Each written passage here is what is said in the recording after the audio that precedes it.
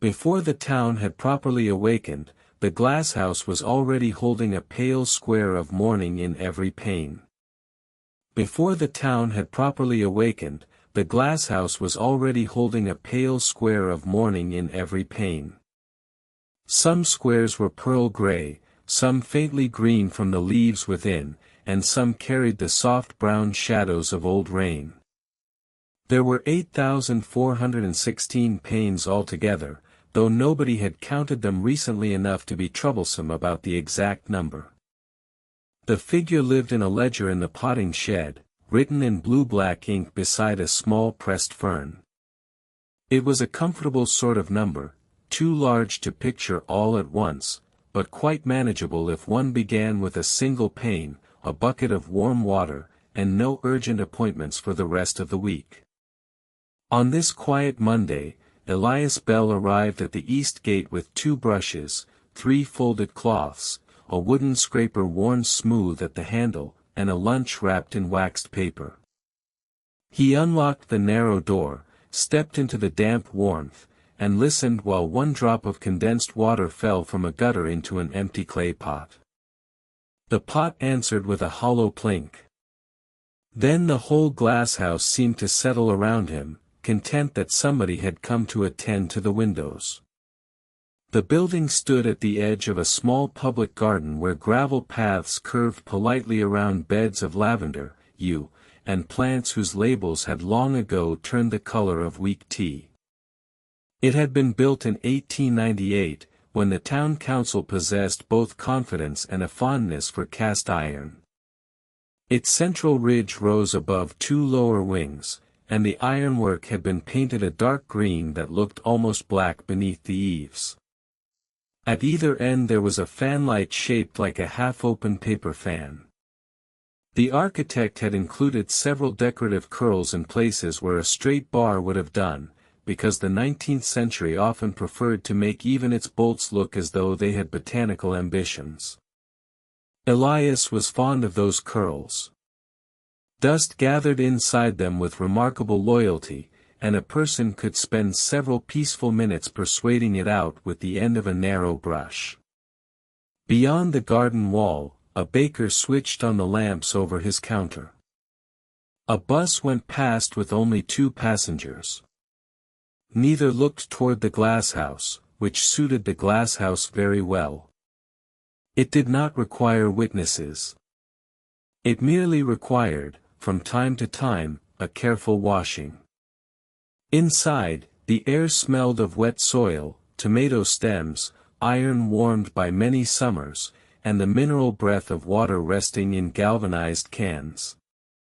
Elias placed his bucket beneath the old brass tap and opened it by half a turn.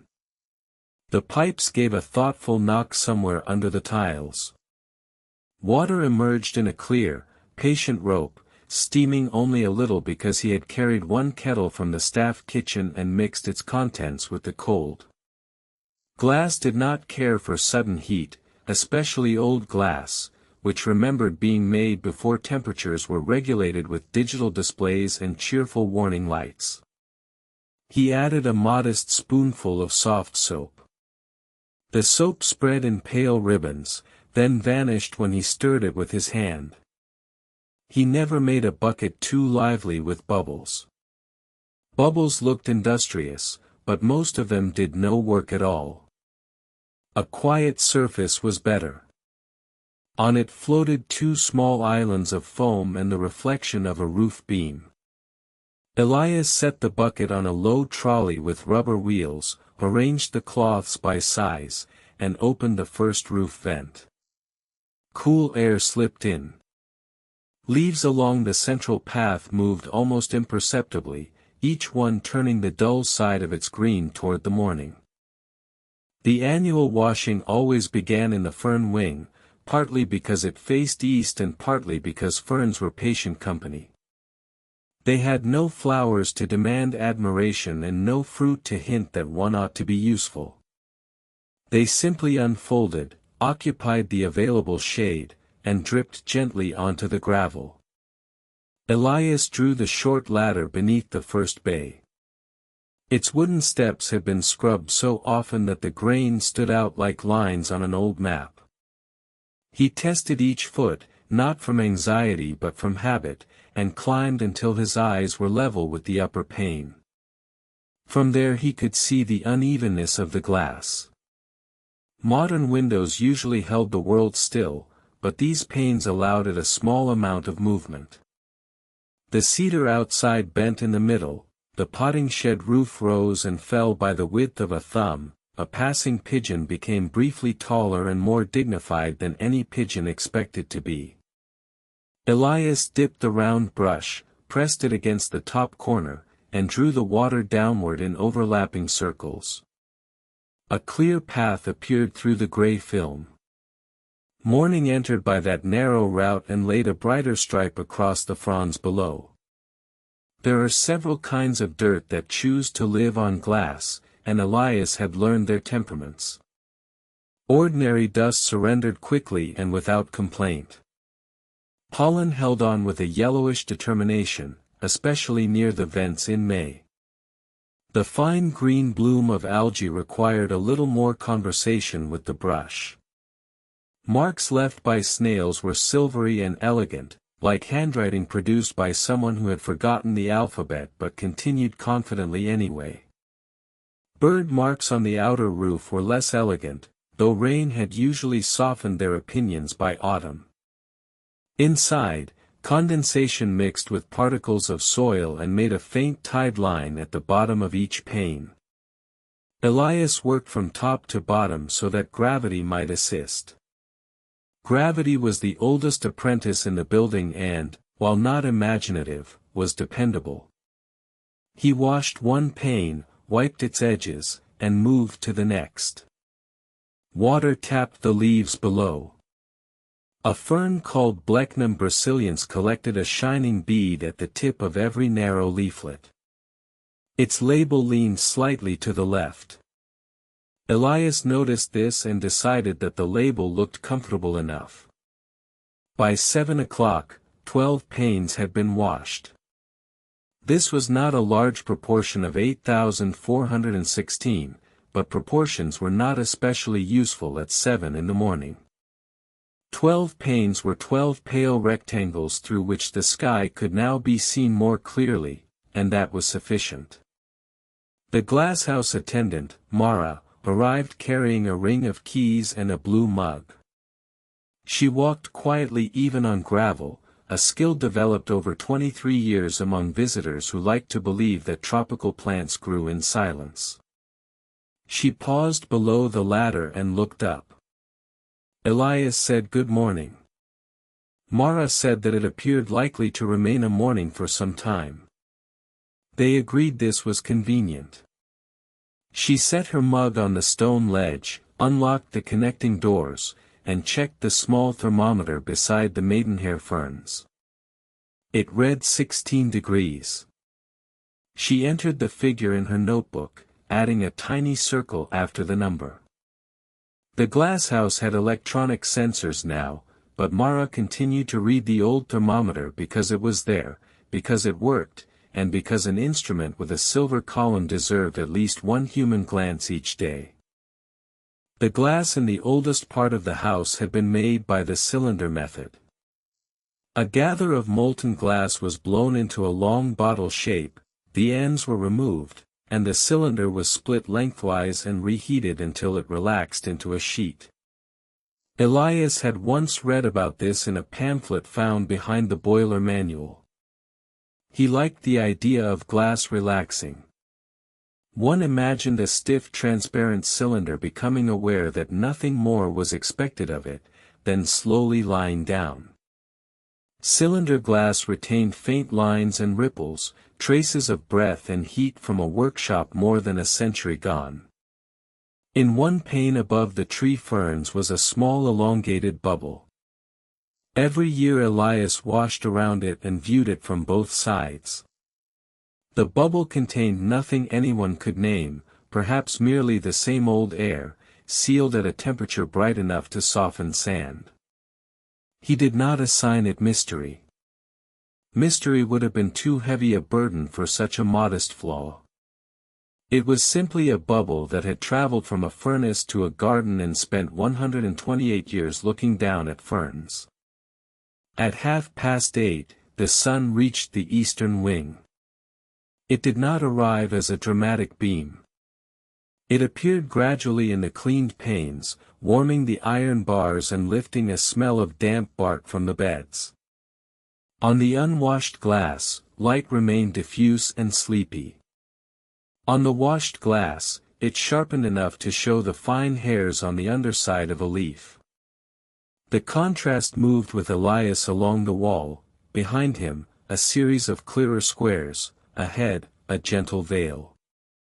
He preferred not to think of one side as finished and the other unfinished. Both were respectable conditions for a window. One showed that care had recently been given. The other showed that weather had been occurring.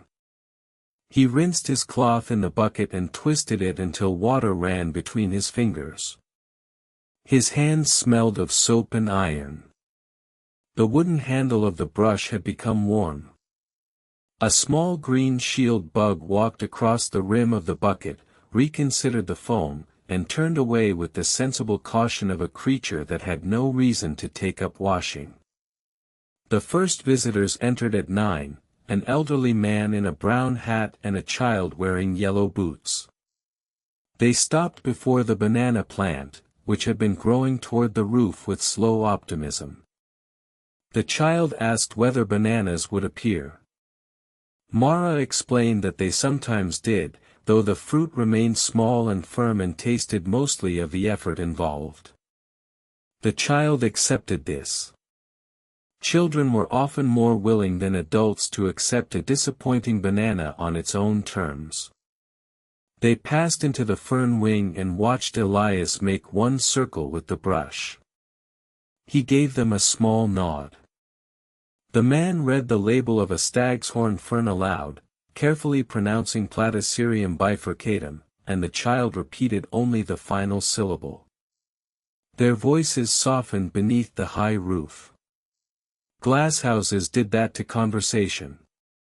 Perhaps it was the warmth, or the plants, or the vague sense that one had entered a room where everything was busy at a speed too slow to see. The pair moved on, leaving behind two temporary crescents in the condensation on the door. Near the junction stood a bench of potted mosses. Mosses had been added to the collection during a period when Mara became mildly enthusiastic about them. Mild enthusiasm was her usual highest setting and could sustain a project for years. Each pot contained a different species, though to the casual eye they appeared to contain various arrangements of green softness. One formed cushions. One made tiny branching forests. One lay flat against the soil like plush fabric pressed by a thumb. Their surfaces held the droplets shaken loose from Elias's brush. The droplets were larger than moss leaves and sat there with an almost comical grandeur. Elias bent to retrieve a cloth and paused to look. In one pot, a thread-thin stalk held a brown capsule no bigger than a pinhead. Moss had been reproducing with great discretion beneath the windows while generations of visitors walked by in search of orchids. There was something reassuring in that. Not everything required a display bench or an explanatory panel. Some things prospered quite well behind the bucket. At 11, the water in the first bucket had turned the color of pale mushroom soup. Elias wheeled it to the service drain, lifted the metal grate, and poured slowly. A few strands of fern fiber revolved once around the little whirlpool before disappearing. He rinsed the bucket twice, listening to the quick hard sound of clean water against zinc. The second filling received another spoonful of soap and half a kettle from the kitchen. While the tap ran, Mara offered him tea. They stood at the worktable among packets of seeds, coils of green twine, and a tray holding 6 freshly washed plant labels. The tea was ordinary and slightly oversteeped. Elias ate one oat biscuit, then another, because 2 biscuits made a pause feel properly measured. Mara reported that the west vent was sticking again. Elias wrote it beneath the putty notes. The pencil made a faint gritty sound on the paper. Neither discussed how much glass remained. The amount remaining was evident in every direction and did not need the additional inconvenience of being spoken aloud. When Elias returned to the central house, the air had become warmer and smelled faintly of citrus peel. 2 small lemon trees stood in square wooden tubs near the path. Their leaves were dusty, but leaf washing belonged to Mara and would occur on Thursday. Responsibilities in the glasshouse had been divided with a precision that nobody enforced. Elias attended to glass, putty, hinges, and the upper portions of downpipes. Mara attended to leaves, labels, soil, and any downpipe close enough to contain a lost trowel. The gardener, Simon, handled paths, outdoor beds, and ladders taller than 3 meters, except when Elias was already standing on one. These arrangements were not written down.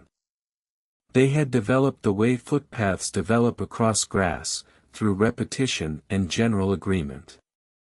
Elias positioned the ladder beside the lemons. As he washed the overhead panes, sunlight came through in small increments, making the fruit appear first dull green, then waxy, then faintly luminous. One lemon bore a brown spot shaped like a boot. Mara had tied a thread near its stem so they could observe whether it changed, though neither could remember when the observation had begun. The roof panes required a long-handled brush. Elias fitted the extension pole with a brass collar and tightened it until it gave a small squeak. He stood on the platform that ran along the central aisle, raised the brush, and laid its wet bristles against the sloping glass. Water spread above him in a trembling fan. It gathered dust as it descended, following the old ripples in the panes, and entered the gutter with soft pattering sounds. Cleaning glass from beneath was a study in accepting imperfect views. Reflections overlapped with leaves, iron ribs, clouds, and the pale oval of one's own face. A patch that seemed clear from one angle revealed a smear from another. Elias shifted half a step, tipped his head, and drew the brush across again. He did not pursue absolute transparency. Absolute transparency was a modern and somewhat exhausting idea. A glasshouse window needed only to admit light, keep out most weather, and allow a visitor to notice whether the sky remained overhead. These panes had done all 3 for a very long time. A few streaks were part of their character and, more practically, beyond the reach of his cloth. At noon, the clock in the town hall struck 12 in a tone softened by distance and walls of glass. The glasshouse clock, an electric one above the entrance, showed 4 minutes past. It had shown 4 minutes past for as long as Elias could recall. Nobody corrected it because it was consistent, and consistency is often more useful than accuracy in a place where lunch does not depend on trains. Elias descended from the platform, rinsed his hands, and carried his parcel to the bench by the dry border. The bench was made of teak slats, each polished at the front edge by decades of coats and trousers. His lunch contained a cheese sandwich, half a cucumber sprinkled with salt, and a small pear. He ate slowly while looking at a collection of succulents arranged in terracotta pots. Succulents were suitable lunchtime companions. They looked as though they had prepared thoroughly for a drought and were now rather pleased to find themselves indoors. One had leaves like stacked spoons. Another resembled a green pincushion but felt, Mara had once demonstrated, unexpectedly soft. The dry border had its own scent, warm grit, clay dust, and the faint bitterness of aloe. Above it, the panes were less clouded by condensation but more heavily powdered with dust blown through the summer vents. Elias could see the line where moisture from the humid wing stopped. Buildings often held invisible borders of temperature and air, and the glass made these borders visible. On one side, beads formed and slid. On the other, dust lay undisturbed. At the threshold the two conditions overlapped in a narrow zone of little gray commas. Elias finished the pair and wrapped the core in the waxed paper. A visitor sat at the other end of the bench, removed her spectacles, and wiped them with the corner of a scarf. For a few moments, both of them were occupied with improving small pieces of glass. The visitor held hers toward the light, found them acceptable, and put them on. Elias liked to imagine that every pair of spectacles was a portable glasshouse for the eyes, though he knew the comparison did not withstand much examination. After lunch, he began the lower panes beside the cactus shelf. Lower panes had their own collection of marks. Watering cans had brushed them. A wheelbarrow handle had left a gray arc. Fingers had touched the glass where children pointed at cacti with excellent names, such as the Old Man Cactus and the Golden Barrel. Elias applied soap with a square sponge, careful not to lean against the spines behind him. The Golden Barrel cactus sat in its pot with radial precision, each spine catching a pinprick of light. It had grown perhaps 2 centimeters since the previous washing. A label stated that mature specimens could live for many decades. This one was believed to be 62, though the date was based on a penciled note that said, "Barrel, old," in a 1974 inventory. Botanical records were full of such modest uncertainties. Plants could outlive the people who remembered where they came from, after which they became, in official language, accessions of unknown origin. Elias thought unknown origin sounded distinguished. His own sandwich had been of known origin and was no worse for it. The sponge made a faint chirp against the glass. He wiped from the center toward the frame, collecting a line of grime at the putty. Some putty remained pale and smooth. Other sections had dried into little scales. He pressed each gently with the wooden scraper, noting where repair would be needed before frost. Window putty was mostly linseed oil mixed with chalk, two plain materials that together could keep rain outdoors for half a century if given paint and occasional courtesy. Linseed oil came from flax, the same plant that produced linen thread. Chalk came from ancient seas.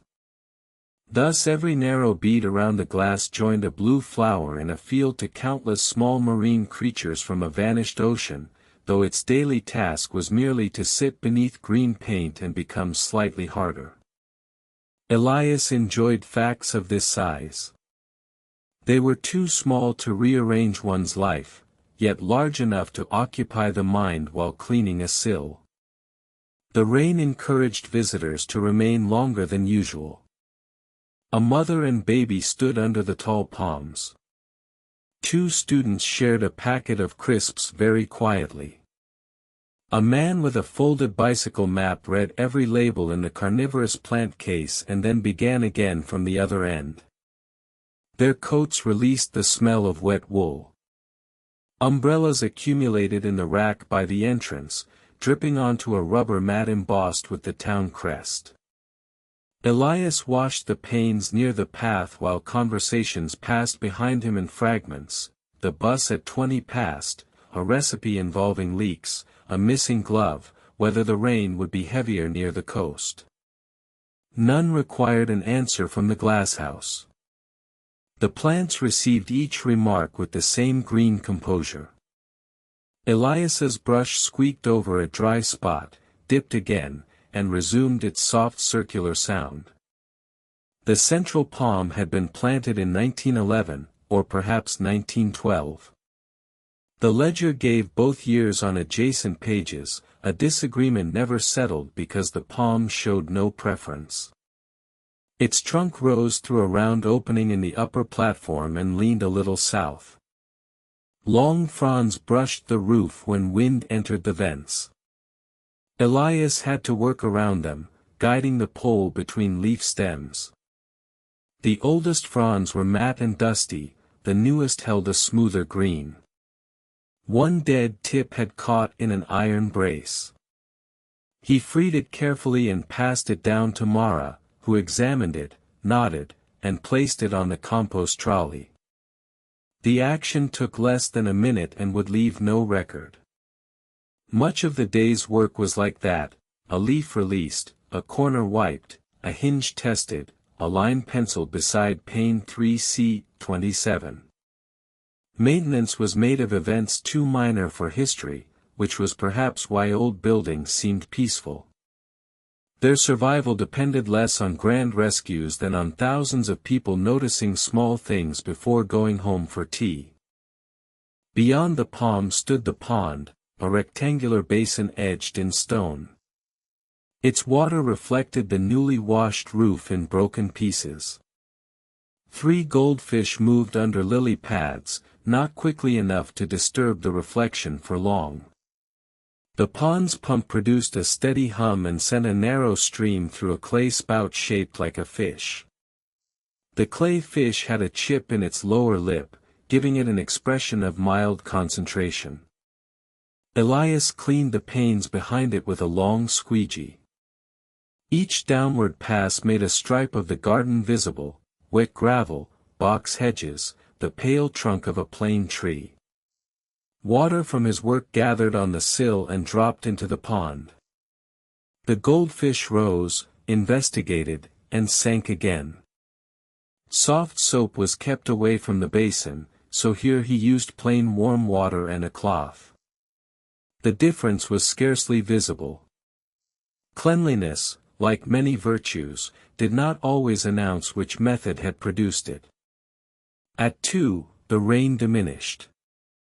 Drops remained on the roof, each holding a tiny inverted view of the ironwork. Outside, the garden staff began sweeping water from the paving. The sound came through the glass as a broad, rhythmic swish. Elias opened a low vent to let the humidity out. The hinge resisted for a moment, then gave with a long creak that sounded less like complaint than recollection. Cool air entered at ankle height and moved through the central house. The lemon leaves trembled.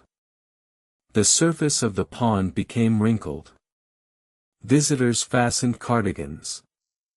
Elias added 1 drop of oil to the hinge pin, opened and closed the vent twice, and wiped away the excess with the smallest cloth. He entered East Low Vent, oiled, in his notebook.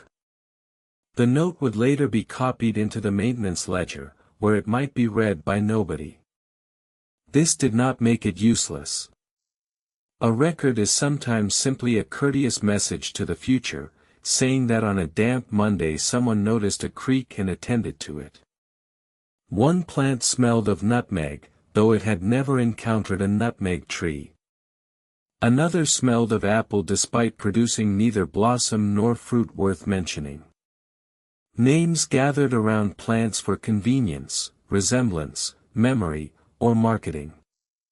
Elias read the labels as he worked: Attar of Roses, Prince of Orange, Old Spice, Sweet Mimosa.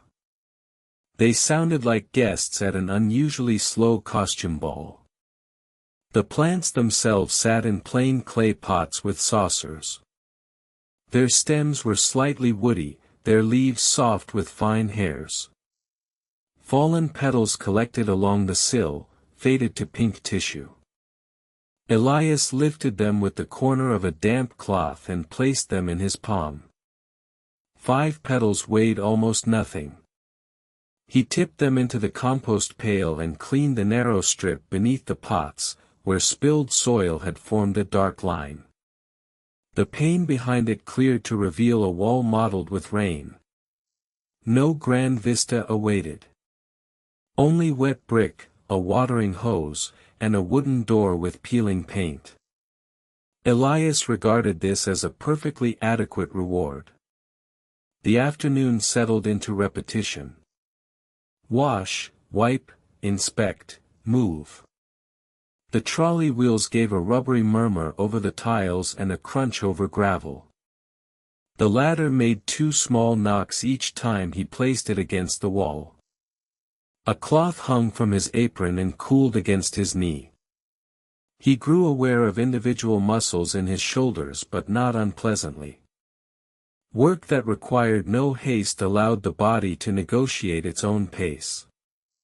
When his neck tired, he cleaned a lower pane. When his knees wanted rest, he stood at the worktable and sharpened his pencil. The pencil shavings curled like thin beige petals. Mara misted the orchids with a brass nozzle, producing a cloud that smelled briefly of rain on warm leaves. Simon passed through carrying a tray of cyclamen for the entrance display. He said the weather was weather. Elias agreed. This exchange completed, all 3 returned to their separate and compatible tasks. At 3, a school group arrived in pairs. Their teacher spoke in a voice meant to be quiet but capable of reaching the back. The children had worksheets with boxes labeled leaf, stem, root, and something surprising. Most found the pond fish surprising. One found the rubber wheel of Elias's trolley surprising, which he considered a thoughtful choice. A boy asked how long it took to clean all the windows. Elias said, "About as long as it takes." The teacher looked briefly concerned that this might be unhelpful, but the boy nodded as if given the exact measurement he needed. Elias added that the work usually occupied 9 days, depending on rain and tea. The boy wrote 9 days in the box for something surprising. The group moved toward the palms, counting steps and losing count. Their bright paper sheets disappeared among the leaves. Soon their voices became another layer in the glasshouse, like the pump, the rainwater drip, and the brush. Pot sizes in the propagation room followed an old system that was nearly, but not entirely, logical. Modern labels gave diameters in centimeters. Older staff still spoke of 3s, 5s, and long toms. The long tom was a tall narrow pot traditionally used for plants needing depth without much width. Elias liked the name, which made the pot sound like a quiet employee assigned to roots. Along the floor stood 17 long toms, nested in one another.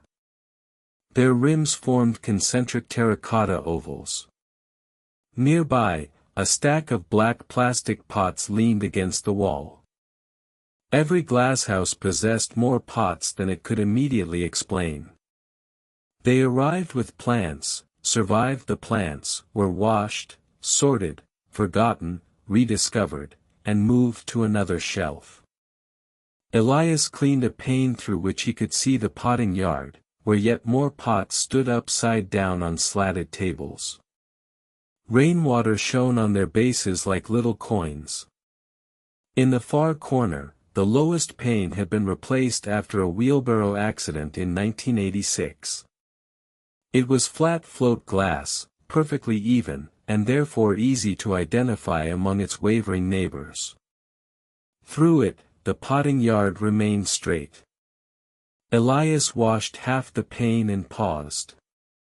The cleaned half looked almost absent, the dusty half looked gently present. Float glass was made by pouring molten glass over molten tin, where it spread into a smooth sheet. The process produced windows of remarkable uniformity and office blocks of remarkable confidence. Here, surrounded by cylinder glass, the replacement seemed slightly too certain.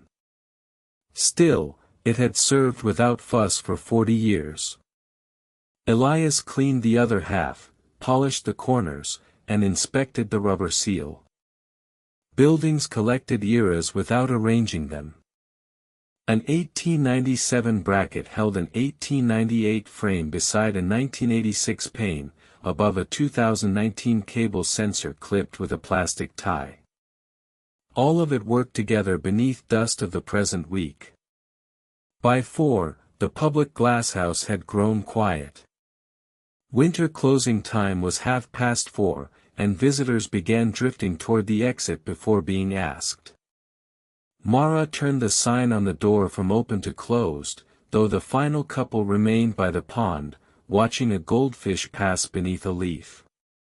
Nobody hurried them. The town outside had entered its afternoon traffic, but thick planting and wet glass reduced the sound to a distant rolling. Elias folded the used cloths into a separate bucket. Their corners were dark with grime. Clean cloths and dirty cloths must never share a pile, a rule so obvious it was easy to violate when tired. He counted the clean ones, 2 large, 1 small. Enough for the last section. He had not cleaned a dramatic fraction of the building, but the fern wing, central lower panes, propagation room, and part of the western roof now held a clearer light. Tomorrow would contain more panes. This was one of tomorrow's least threatening promises. The last section for the day was the entrance vestibule. Its windows displayed notices, opening times, a map of the garden, and a faded photograph of the glasshouse under snow.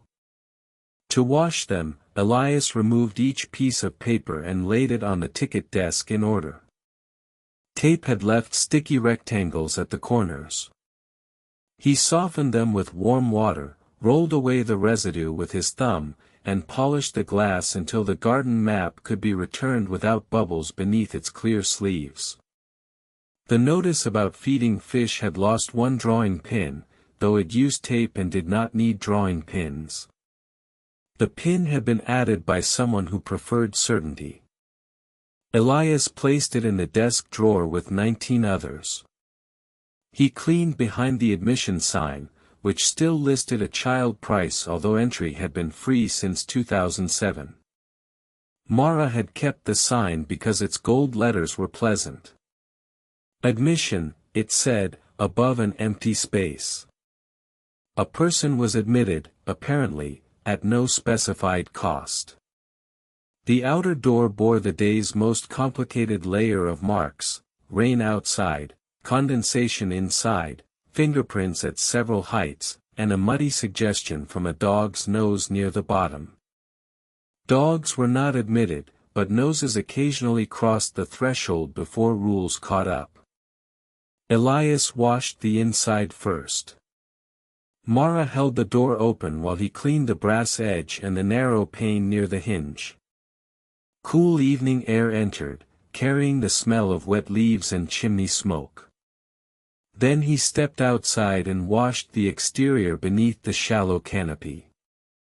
The glass brightened. Through it he could see the whole length of the central path, ticket desk, pond, palm trunk, and at the far end the softened green of the fern wing. Mara stood within holding the blue mug, now empty. For a moment she appeared elongated by one old pane and perfectly ordinary through the replacement beside it. She raised the mug. Elias raised the cloth. This served as acknowledgement that the door was clean. Closing the building involved many quiet reversals of the morning. Vents opened were closed, except those left ajar by a finger's width for circulation.